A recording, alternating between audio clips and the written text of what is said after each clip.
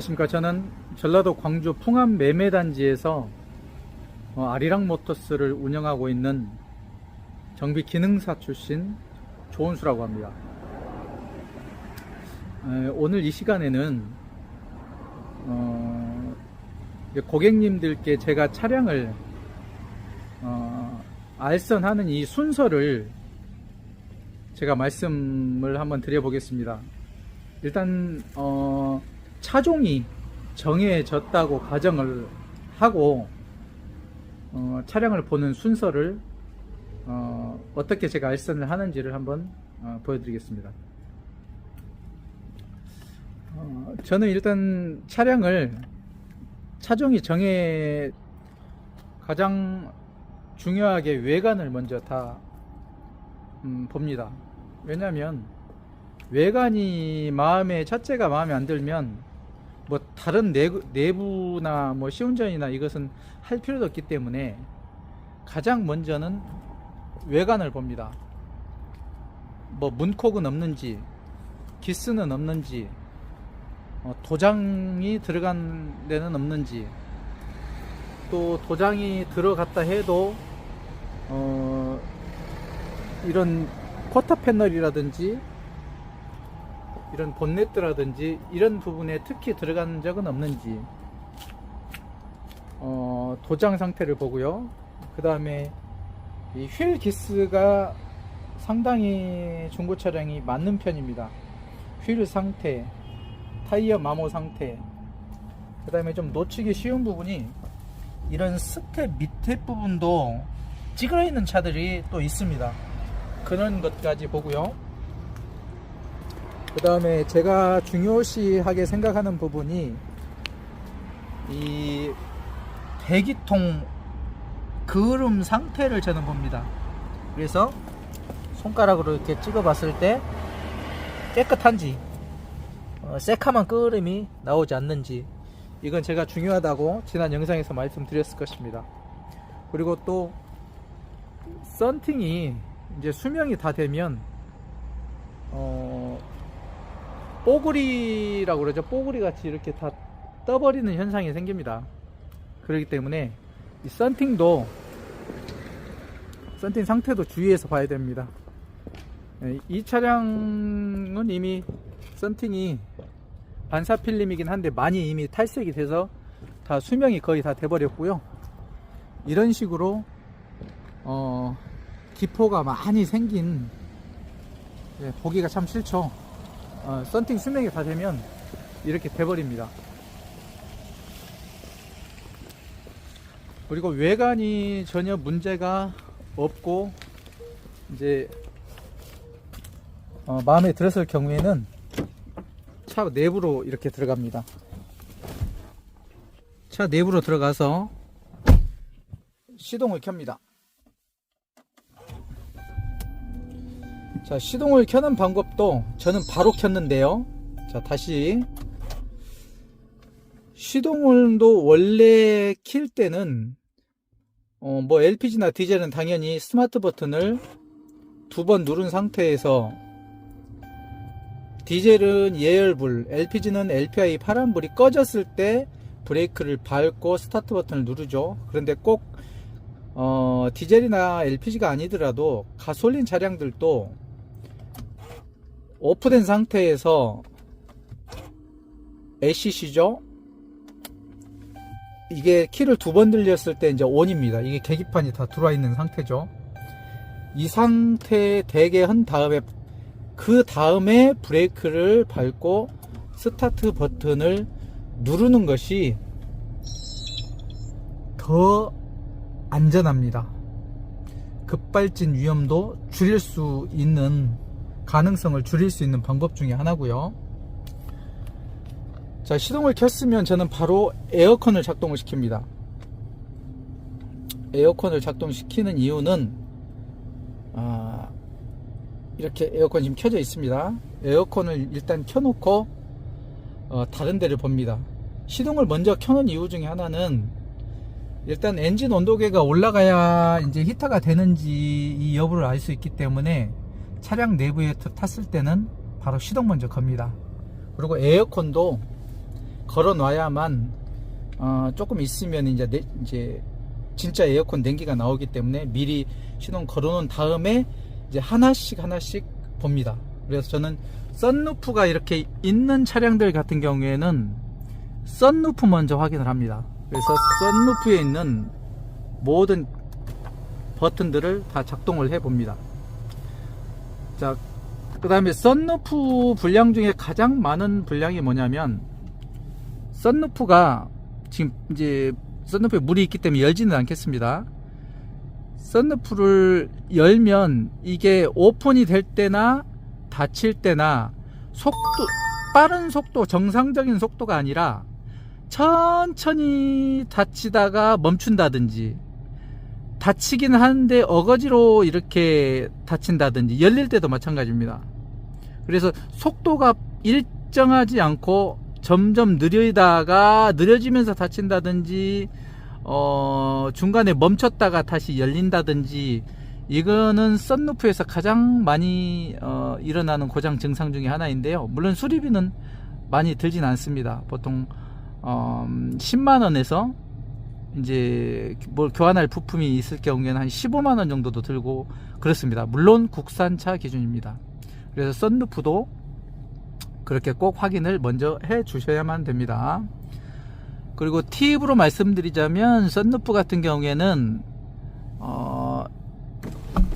자, 이런 식으로 뒤로 열고 다니면은 이제 길이 요철 부분을 다닐 때도 이런 부품에 문제가 없는데, 어떤 차량들 같은 이런 식으로 뒤에만 여는 경우가 있죠. 자, 이렇게 닫았고 뒤에만 연 상태에서는 요철을 운행할 때는 해야 될 경우에는 이렇게 열고 운행하시면 안 좋습니다. 꼭 닫든지 아니면 뒤로 열든지 이렇게 썬루프를 작동해서 다니셔야 썬루프에 무리가 가지 않습니다. 자, 그래서 안에 이제 들어와서는 이 메모리 시트, 백미러 접어지는 거, 유리 작동되는 거, 이 모든 기기를 전조등, 와이퍼, 크락션, 깜빡이, 여기 차량 내부에 있는 모든 스위치들을 다 작동을 해봐야 됩니다. 예, 중요하게 생각하지 않은 버튼이라고 할지라도 다 해봐야 되고요. 특히 이런 창문 스위치 같은 경우에는 여기서는 다 되는데, 이런 조수석이나 뒷좌석 버튼은 또 작동이 안 되는 경우도 있고요. 이런 넷캐치가 이제 내부에서 파손돼서 안 열리는 경우도 있고 그렇습니다. 그렇기 때문에 꼭 운전석뿐만이 아니고 뒤에 가서 뒷좌석 스위치들도 다 작동을 개별적으로 다 해 봐야 됩니다. 또 한 가지는 이 차처럼 이렇게 대시보드 커버가 올려져 있는 차량들 같은 경우에는 꼭 안에를 열어봐서 터져 있는지, 갈라져 있는지, 무슨 심하게 오염이 돼서 덮어놨는지, 이것도 확인할 필요가 분명히 있습니다. 또 한 가지는 계기판 경고등이 떠서는 안 되는 경고등이 떴는지도 확인을 해봐야 되겠죠. 그리고 여기서는 이제 저 같은 경우는 이 미션을, 기아를 이렇게 후진을도 넣어보고 드라이브도 넣어보고 했을 때, 실제로 미션 내부에서 변속이 되는 그 타이밍이 0.5초 정도 안에 실제로 변속이 이루어져야만 됩니다. 변속이 늦게 이루어지는 것이 느껴진다던가 그러면 그 차량은 미션이 좋지 않은 상태입니다. 물론 이따 이 미션 같은 경우에는 시운전을 또 해보고 또 테스트하는 그 방법도 있습니다. 그 다음에 이제 어느 정도 다 하다 보면 열이, 이렇게 엔진열이 좀씩 올라옵니다. 올라왔을 때 이제 히터를 작동시켜 보고 히터가 나오는가 대보고, 또 에어컨을 온도를 내려서 에어컨을 작동시켰을 때 냉기가 정상적으로 나오는지, 이것도 확인해 봐야 됩니다. 또 에어컨 냉기가 정상적으로 나오는지를 본네트 내부에서도 알 수가 있습니다. 자, 본네트 내부에서 어떻게 알 수 있냐면요,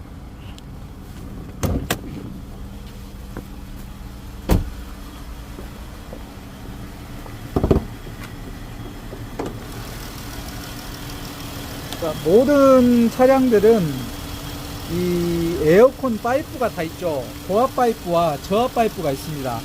그래서 에어컨 컴프레셔에서 나오는 고압 펌프 입출력 호스가 저압과 고압으로 나눠져 있는데요, 되게 이렇게 파이프가 굵은 게 저압입니다. 얇은 게 고압 파이프인데, 에어컨을 안에서 작동시켜 놓은 상태에서 이 파이프를 만졌을 때, 이 저압 파이프를 만졌을 때 시원해야 됩니다. 물방울이 맺혀 있어야 됩니다. 이거는 지금 얇죠. 이거는 고압 펌프입니다. 이거는 뜨거워야 되는 것이고, 저 밑에 이 저압 파이프가 저기도 보입니다. 저걸 손으로 만져봤을 때 차가워야 되고, 물이 떨어져야 됩니다. 파이프 내부에서. 그걸로 해서 에어컨 상태는 또 진단이 가능하다고 보겠습니다. 에어컨에 관해서는 나중에 다시 더 깊이 다루도록 하고요. 그래서 외관, 그 다음에 내관 모든 스위치 기기를 작동해보고, 기아 레바 작동해보고, 전혀 이상이 없을 때, 그리고 내부에 이제 오염 상태라든지, 그 다음에 냄새가 역겨운 냄새가 난다든지 이런 것도 맡아볼 필요가 있겠죠. 물론 냄새 같은 것은 간단하게 제거할 수 있는 약품들이 많이 나오기 때문에, 그렇게 냄새가 심하지 않으면 뭐 패스해도 될 것 같습니다. 이렇게 내외부가 완벽했을 때, 그리고 작동이 안 되는 부분이 있을 때는 그 해당 차량의 차주와 상의를 해서 수리를 해주는 방향으로 요청을 하면, 물론 계약이 되기 전에, 계약서를 쓰기 전에 이런 이상이 있는 부분에 대해서는 요청을 해야만 들어줄 가능성이 제일 크겠죠. 일단 계약서를 쓰고 나버리면 나중에 이상이 있는 곳이 발견이 된다 할지라도 안 해줄 수가 있기 때문에, 뭐 화장실 들어갈 때와 나올 때 다르다고 하지 않습니까? 그래서 계약서를 쓰기 전에는 계약을 이 차량 해당 차주가 어떻게 보면은 차를 판매를 해야만 되는 입장이기 때문에 알선하는 딜러들의 요구를 웬만해서는 다 들어줍니다. 그 다음에 마지막으로 시운전을 하는 것이죠. 그래서 시운전 할 때 1단, 2단, 3단, 4단, 5단 이렇게 변속이 고단으로 넘어갈 때 변속 지연 또는 충격이 없는지, 또 고단에서 저단으로 5, 4, 3, 2, 1 저단으로 내려올 때 또 변속 지연과 충격이 또 없는지, 그것을 판단하는 것이 시운전에서는 중요합니다. 그리고 뭐 솔리미아 이런 것은 휠 얼라이먼트를 보면 되기 때문에 뭐 중요한 사항은 아니라고 할지라도 그래도 보는 게 낫겠죠. 그리고 요새는 또 이 핸들이 유압식 파워 펌프 방식이 아닌 MDPS라고 하는 모터 방식이 되어 있기 때문에 핸들도 운행하면서도 그렇고 세워져 있는 상태에서도 이 핸들을, 파워 스티어링을 이렇게 돌렸을 때 딸깍딸깍 소리가 난다든지, 유격이 있다든지, 또 주행을 유턴을 했을 때 핸들을 많이 돌릴 때 또는 풀 때 비정상적인 느낌은 없는지, 그거를 또 확인해 주시면 되겠습니다. 또 상태를 대부분 하체에는 잡소리가 많이 나는 경우가 많죠. 하체에서는 특히 잡소리가 있는 경우가 대부분입니다. 하체에도 고무 부싱이 들어가는 부품들이 있기 때문에 이제 마모가 되겠죠. 타다 보면. 그러면 그 소모품 같은 경우 노아다이라든지 활대 고무라든지 활대 링크라든지 이런 부분에서 그 소리는 사실 뭐 견적이 많이 나오는 견적은 아닙니다만 그래도 이런 부분들도 이제 차주에게 계약 전에 이야기하면 충분히 금액을 빼주든지 수리를 해주든지 대부분 그렇게 해줍니다. 그 다음에 브레이크 상태도 봐야 되겠죠. 보통 일반적으로 매장에 있는 차량들 같은 경우에는 시운전할 때 슥슥 소리 난다든지 브레이크를 밟을 때 또 심하게 스슥 소리 난다든지 아니면 페달이 떨고 핸들도 이렇게 좌우로 흔들린다든지 이런 차량들이 많습니다. 근데 그건 이상이 있는 게 아닙니다. 왜냐면 차량을 오래 세워놓게 되면 드럼에 녹이 납니다. 그러다 보면 그런 증상이 생기는데 그것은 이제 운행하면서 브레이크를 이제 좀 밟으면서 이렇게 운행을 하면 며칠이면 없어지는 증상이기 때문에 그것은 문제가 되지는 않습니다. 만약 그 증상이 없어지지 않는다고 할지라도 드럼을 연마하면 드럼 연마하는데 뭐 하나당 보통 한 3만원 정도면 싼 차량들은 한 2만원이면 연마를 하게 됩니다. 그렇기 때문에 뭐 그건 뭐 크게 생각하지 않으셔도 됩니다.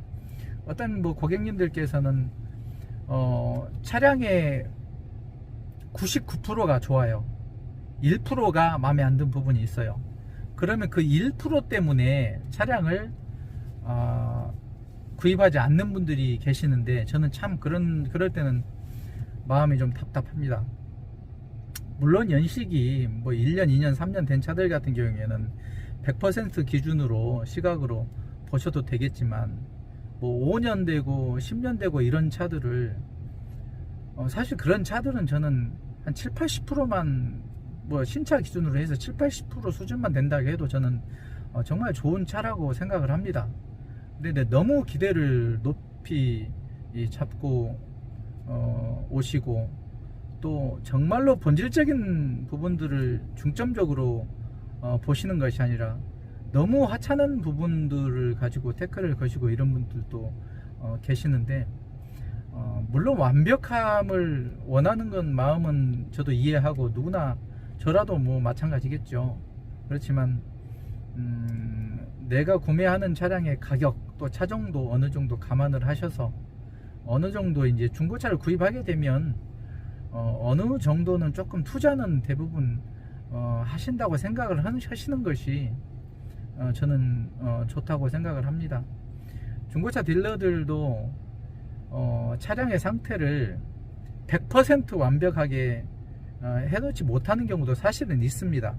왜냐하면 중고차 그 마진이라고 하는 것이 너무 그 매입 경쟁이 심하다 보니까 마진율이 줄어들고 그러다 보니까 모든 수리를 완벽하게 해놓지 못하는 경우도 사실은 있습니다. 그래서 물론 조금 부족한 분들은 이야기하면 뭐 대부분 들어주니까 큰 문제는 없는데 아무튼 제가 오늘은 제가 차량을 고객님들이 오셨을 때 차량을 보여드리는 고객님들께 차량을 보여드리는 이런 순서를 영상에 한번 담아봤습니다. 제 영상이 도움이 되셨다면 꼭 구독과 좋아요와 알람 설정 부탁드리겠습니다. 저는 전라도 광주 풍암 자동차 매매 2단지 아리랑모터스를 운영하고 있는 정비 기능사 대표 조은수입니다. 감사합니다.